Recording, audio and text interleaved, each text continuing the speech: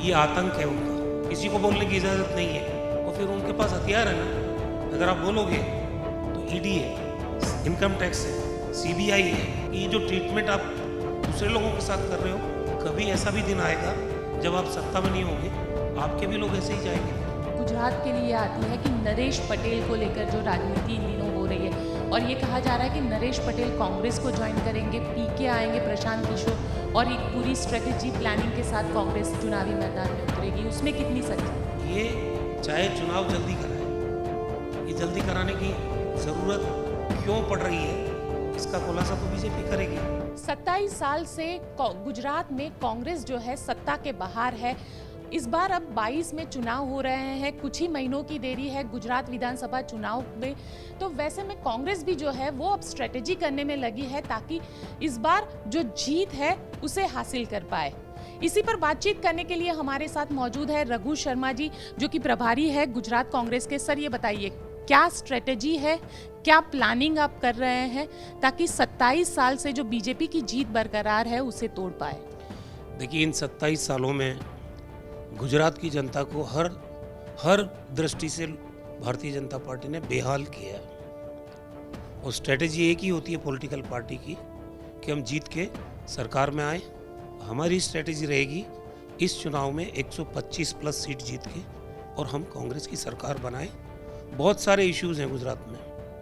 आज अगर बीजेपी से हम पूछें कि 27 सालों में बेरोजगारी का प्रतिशत आपने कितना बढ़ाया है, तो क्या जवाब है बीजेपी के पास? ये लोग बहुत हल्ला करते थे कि बहुत हो गई महंगाई की मार।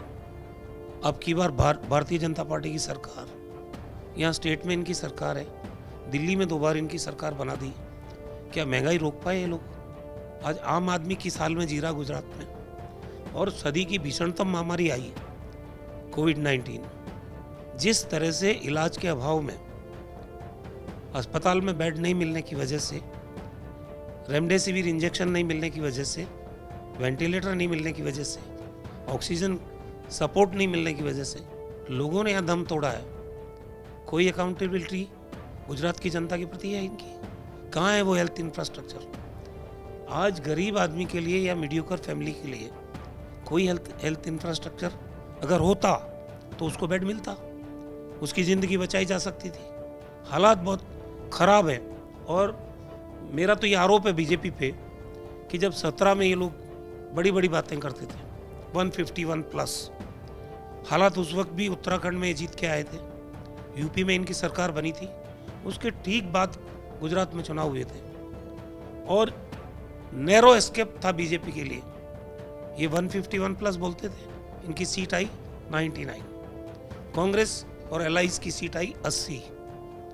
इसका मतलब क्या है कि उन चुनावों का गुजरात के चुनाव पे कोई फर्क पड़ने वाला नहीं है। गुजरात के इश्यूज अलग हैं। गुजरात में आज 27 साल में क्या हुआ? पहली बात तो सर, उस चुनाव की आप बात कर रहे हैं तो 2017 में आंदोलन था, पाटीदार आंदोलन था, ओबीसी आंदोलन था, साथ ही दलित आंदोलन था। कहीं ना कहीं जो कम्युनिटी थी, कास्ट पॉलिटिक्स थी, वो अपनी चरम सीमा पे थे। इस बार वो वाली कास्ट पॉलिटिक्स भी गुजरात में नहीं है। नहीं, ऐसा नहीं है। पहले आप 3 कम्युनिटी की बात कर रहे हो, आज तो पूरा गुजरात परेशान है, पूरा गुजरात उद्वेलित है। एक पेपर लीक नहीं हुआ मैडम। 10-10 पेपर लीक जिस प्रदेश में हो जाए और पेपर लीक करने वाले के खिलाफ कोई कार्रवाई सरकार नहीं करे, ये इस प्रदेश के बेरोजगार नौजवानों के साथ कितना बड़ा इनजस्टिस है। आप कल्पना कर सकते हो कि कोई गरीब आदमी अपने बच्चे को किसी भर्ती के लिए कोचिंग कराता है और नतीजे में वो पेपर लीक होता है। ये हालात गुजरात की बन चुकी है। यहाँ सरकार नाम की चीज़ नहीं है। और 17 में जिन लोगों को 5 साल के लिए गवर्नमेंट दी, उन चेहरों को 4 साल बाद चीफ मिनिस्टर भी बदल दे, डिप्टी चीफ मिनिस्टर भी चले गए, पूरी गवर्नमेंट बदलना, ये क्यों मजबूर हुई बीजेपी? क्या इसमें ये स्वीकार्यता नहीं है कि हम अच्छी सरकार गुजरात को नहीं दे सके? लेकिन सर, कांग्रेस के लिए ये कहा जाता है कि गुटबाजी बहुत ज़्यादा है गुजरात कांग्रेस के अंदर। गुजरात कांग्रेस में जब 2017 में सीट जीती थी तो 78 सीट जीती थी, लेकिन फिलहाल हालात है कि 60 पे आके सिमट गई है कांग्रेस। कहीं ना कहीं जो गुटबाजी है, नेता जो है वो जीतते कांग्रेस से है। उस वक्त तो ये भी कहा जाता था कि कांग्रेस से चुनाव जीतो और मंत्री बनो बीजेपी में। तो ये सारी जो चीजें, उसे कांग्रेस किस तरीके से निपटेगी? पूरे देश में लोकतंत्र को खतरा पैदा हुआ तो भारतीय जनता पार्टी से हुआ। गोवा में आप पिछली बार इनके नंबर कम थे, सरकार इन्होंने बनाई। कर्नाटका में हमारी गवर्नमेंट थी, उस गवर्नमेंट को आपने खरीद फरोख्त के जरिए हटाया। मध्य प्रदेश में कांग्रेस की सरकार चुनी, लोगों ने चुनी हुई सरकार को आपने इन्हीं हथकंडों से हटाया। और राजस्थान में अटेम्प्ट किया है इन्होंने, ये अलग बात है, वो सफल नहीं रहा। यहाँ गुजरात में खरीद फरोख्त क्यों कर रहे हैं बीजेपी वाले?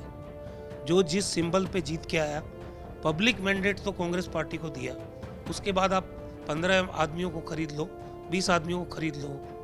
अब जाने वाला भी दोषी है, लेकिन खरीदने वाला भी दोषी है। ये जो नई संस्कृति पैदा की है बीजेपी ने, मैं समझता हूँ ये लोकतंत्र के लिए बहुत खतरनाक है। अगर आप दिल्ली में सरकार में बैठे हैं, अगर आप स्टेट में सरकार में बैठे हैं, आपके पास बहुत सारा पैसा है, इसका मतलब लोकतंत्र को खरीदोगे क्या? लेकिन लोग भी तो जाते हैं ना, कांग्रेस उन पे कंट्रोल नहीं कर पाती है। देखिए, कांग्रेस के कंट्रोल करने की बात नहीं है। आज भी बीजेपी की जो बुनियादी रणनीति है वो पॉजिटिव कैंपेन नहीं है। आज भी वो प्रेस और मीडिया के माध्यम से ये लोग जा रहे हैं कांग्रेस के, ये लोग जा रहे हैं कांग्रेस के, इंस्टेबिलिटी कांग्रेस में कैसे पैदा हो, इस रणनीति पे काम कर रहे हैं। आप अपनी पार्टी का देखो ना, हम कैसे सरकार बनाएंगे। यहाँ सरकार 4 साल जिन चेहरों को आपने बदला और अब सरकार बनाइए, वो भी रिमोट कंट्रोल की गवर्नमेंट है। ये गुजरात की जनता के साथ भद्दा मजाक नहीं है। इसका जवाब बीजेपी से जनता पूछ रही है। आज किसी चलते हुए आदमी को गुजरात में पूछ लीजिए, वो क्या खुश है बीजेपी की सरकार से? हर आदमी, चाहे वो किसी कम्युनिटी का हो और कहीं रहने वाला हो, आज बीजेपी की सरकार से खुश नहीं है यहाँ। फिर भी ये लोग क्लेम कर रहे हैं कि हम इसको खरीद लेंगे, इसको ज्वाइन करा देंगे। ये नैरेटिव बनाने की कोशिश कर रहे हैं कि हम सरकार बना लेंगे, जबकि अब की बार पूरी तरह से बीजेपी एक्सपोज्ड है गुजरात में। आप हमारे पार्टी के झगड़ों की बात कर रहे हो, हमारी इंटरनल डेमोक्रेसी है, हमने छूट दे रखी है। जिन लोगों को मंत्रिमंडल से हटाया, क्या उनको बोलने की इजाजत दे सकती है बीजेपी? क्या वो खुश है अभी भारतीय जनता पार्टी में? क्या गुटबाजी नहीं है? वहाँ राजस्थान में देखो, जहाँ लेकिन सर खुल के कोई सामने नहीं आता, ना कोई पार्टी छोड़ के जाता है। ये आतंक है उनका। Internal democracy Bharatiya Janata party में है नहीं, किसी को बोलने की इजाजत नहीं है। और फिर उनके पास हथियार है ना, अगर आप बोलोगे तो ईडी है, इनकम टैक्स है, सीबीआई है, कौन बोलेगा? लेकिन कहीं ना कहीं आपको लग रहा है कि गुजरात के अंदर भी अभी भी बीजेपी का ये लोगों को लेने का काम, या मतलब जो कांग्रेस के एमएलएज हैं उनको खुद के अंदर शामिल करने का काम अभी भी जारी है? देखिए, ये वातावरण वो खुद ही बना रहे हैं और खुद की पार्टी में क्या चल रहा है वो बात करते नहीं है। हमारी पार्टी ने कहा क्या हमारा आदमी छोड़ रहा है? जो छोड़ने वाला है वो छोड़ रहा है क्या? उसने बोला है? क्यों खबरें हैं ये सब मैनिपुलेटेड खबरें हैं बीजेपी की तरफ से, एक वातावरण बनाने। लेकिन सर राहुल गांधी आए तो राहुल गांधी ने भी ये कहा कि जिसको जाना है वो जा सकता है। कहीं पे भी डैमेज कंट्रोल की बात क्यों कांग्रेस क्यों नहीं करती? देखिए, जिसका वैचारिक रूप से कांग्रेस पार्टी के प्रति समर्पण है वो कभी नहीं जाएगा, और जो इस खरीद फरोख्त की राजनीति का शिकार होना चाहता है वो दोनों पार्टियों में। आज भारतीय जनता पार्टी आज सत्ता में बैठी है दिल्ली में और स्टेट में सरकार में है। उनको ये गलतफहमी नहीं होनी चाहिए कि ये जो ट्रीटमेंट आप दूसरे लोगों के साथ कर रहे हो, कभी ऐसा भी दिन आएगा जब आप सत्ता में नहीं होगे, आपके भी लोग ऐसे ही जाएंगे। फिर एक आपने नैरेटिव सेट कर दिया देश की डेमोक्रेसी के लिए, which is very unfortunate. Sir एक बात साथ ही गुजरात के लिए आती है कि नरेश पटेल को लेकर जो राजनीति इन दिनों हो रही है, और ये कहा जा रहा है कि नरेश पटेल कांग्रेस को ज्वाइन करेंगे, पीके आएंगे प्रशांत किशोर, और एक पूरी स्ट्रेटेजी प्लानिंग के साथ कांग्रेस चुनावी मैदान में उतरेगी। उसमें कितनी सच है?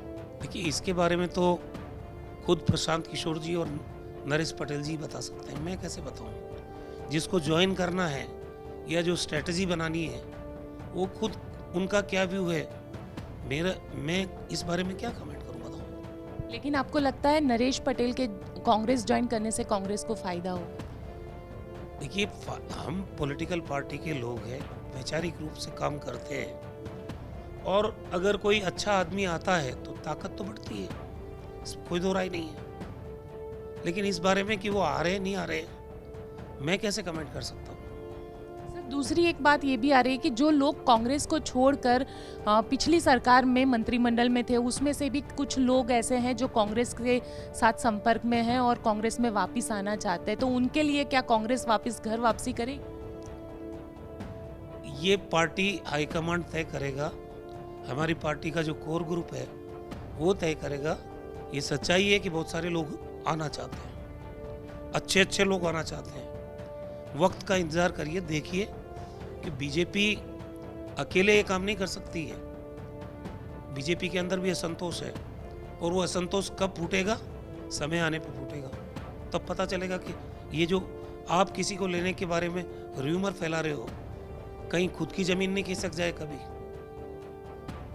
कई बड़े कांग्रेस के नेता जो बड़े जिला पंचायत लेवल पे हो या कहीं पे भी तहसील लेवल पे, कई लोग छोड़कर बीजेपी ज्वाइन कर चुके हैं और हर बार यही कहते हैं कि गुटबाजी काफ़ी ज़्यादा है कांग्रेस के अंदर, वहाँ पे नेता सुनते नहीं हैं, इस तरीके की नाराज़गी जताते हैं। तो वैसे में अब किस तरीके से आप, क्योंकि चुनाव सर पर है। देखिए, कुछ लोगों के लिए पॉलिटिक्स कन्वीनियंस की पॉलिटिक्स होती है, कुछ लोगों के लिए समर्पण की पॉलिटिक्स होती है। तो ये कोई नई बात नहीं है। जो लोग पॉलिटिक्स को कन्वीनियंस के हिसाब से लेते हैं वो लोग ऐसा करते रहते हैं। बीजेपी के लोग भी इधर आते हैं, यहाँ के लोग भी चले जाते हैं। मैं इसको बहुत गंभीरता से नहीं लेता हूँ। लेकिन जो समर्पण के साथ आइडियोलॉजी के प्रति काम करते हैं वो लोग कभी नहीं जाते इधर। सर, 22 के चुनाव सर पर है, पूरी स्ट्रेटेजी प्लानिंग के साथ कांग्रेस मैदान में उतरेगी, कितनी सीट? मैंने कहा 125 सीट हमारा टारगेट हमने फिक्स किया है। हमने चिंतन शिविर किया द्वारका में, 3 दिन पूरे पार्टी के लोग बैठे हैं। अभी कांग्रेस पार्टी हर रोज पिछले 3 दिन से ऑर्गेनाइजेशनल रिव्यू कर रही है। हमारा जो बूथ मैनेजमेंट है उस पर फोकस कर रहे हैं। आने वाले समय में हम क्या प्रोग्राम आने वाले समय में आयोजित करेंगे उन पे हम फोकस कर रहे हैं। तो ये चाहे चुनाव जल्दी कराए, ये जल्दी कराने की ज़रूरत क्यों पड़ रही है, इसका खुलासा तो बीजेपी करेगी कि लोगों ने तो 5 साल मैंडेट दिया। इसका मतलब आपको कॉन्फिडेंस नहीं है कि टाइम पे चुनाव होगा तो आप जीत जाओगे, इसीलिए जल्दी की बात हो रही है। ये बात तो हमने नहीं चलाई। लेकिन अगर वो जल्दी भी करे तो भी हमारे प्रेसिडेंट ने कहा है कल कराते हो तो आज करा लो, पार्टी तैयार है। राहुल गांधी, प्रियंका गांधी गुजरात में कैंपेनिंग करेंगे? क्यों नहीं करेंगे, वो हमारी पार्टी के नेता हैं। हमारी पार्टी के जितने भी राष्ट्रीय नेता हैं, राहुल जी हैं, प्रियंका जी हैं, सब करेंगे कैंपेन, क्यों नहीं करेंगे। अशोक गहलोत क्या इसमें चाणक्य के तौर पर वापस आएंगे या फिर, क्योंकि 2017 में उन्हीं के वो भी प्रभारी थे गुजरात के और अच्छी खासी सीट कांग्रेस ने हासिल की थी, तो इस बार वो रहेंगे? अशोक गहलोत जी अभी भी कांग्रेस पार्टी के चीफ मिनिस्टर हैं राजस्थान के, और उनकी चिंता रहेगी कि गुजरात में कांग्रेस जीते। तो चाहे हमारे भूपेश बघेल जी हो, मैंने कहा ना, ये वो कांग्रेस के नेता हैं, सब आएंगे, सब कैंपेन करेंगे, सब अपने सुझाव भी देंगे कैसे कांग्रेस की जीत को हम इंश्योर करें। इसमें हमारे पार्टी के सभी नेताओं का योगदान रहेगा। चलिए, ये थे रघु शर्मा जी, जिनका कहना है कि कांग्रेस ने तैयारियां पूरी कर दी है और टारगेट जो है वो 125 से प्लस सीट का रखा गया है। कैमरामैन उज्जवल ओझा के साथ गोपी घांगर, अहमदाबाद।